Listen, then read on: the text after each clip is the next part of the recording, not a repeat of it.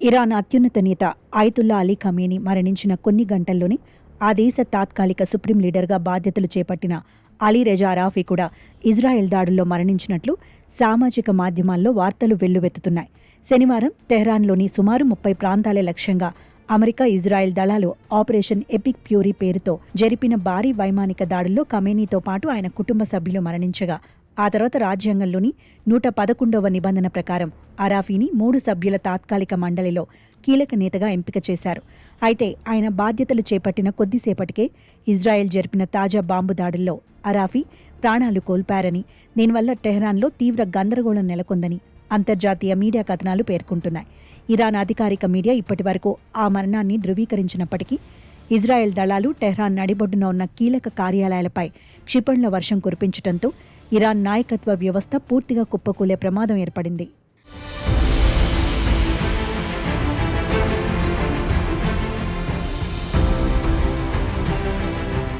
ప్రస్తుత యుద్ధ పరిస్థితులను గమనిస్తే ఇజ్రాయెల్ తన దాడులను మరింత తీవ్రతరం చేస్తూ ఇరాన్ క్షిపణి కేంద్రాలు, వాయురక్షణ వ్యవస్థలు మరియు రివల్యూషనరీ గార్డ్స్ ప్రధాన కార్యాలయాలను లక్ష్యంగా చేసుకుంది.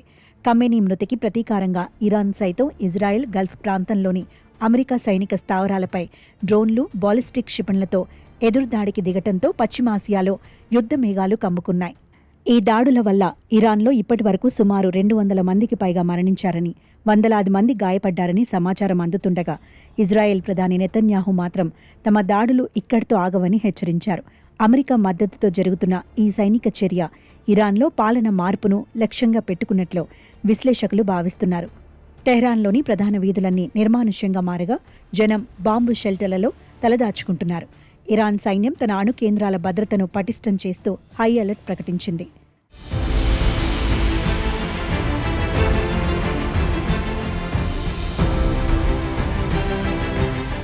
అంతర్జాతీయంగా ఈ పరిణామాలు పెను అలజడిని సృష్టిస్తుండగా రష్యా, చైనా వంటి దేశాలు ఈ దాడులను తీవ్రంగా ఖండించాయి.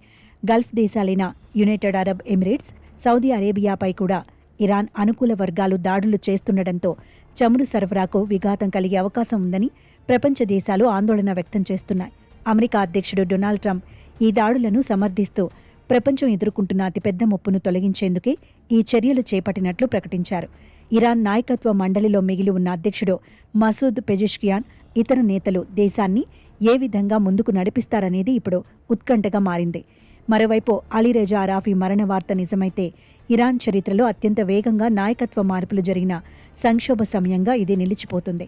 ప్రపంచ దేశాలన్నీ యుద్ధాన్ని ఆపాలని కోరుతున్నప్పటికీ ఇరుపక్షాలు తగ్గకపోవడంతో ఈ ప్రాంతంలో శాంతి స్థాపన ఇప్పట్లో సాధ్యమయ్యేలా కనిపించటం లేదు.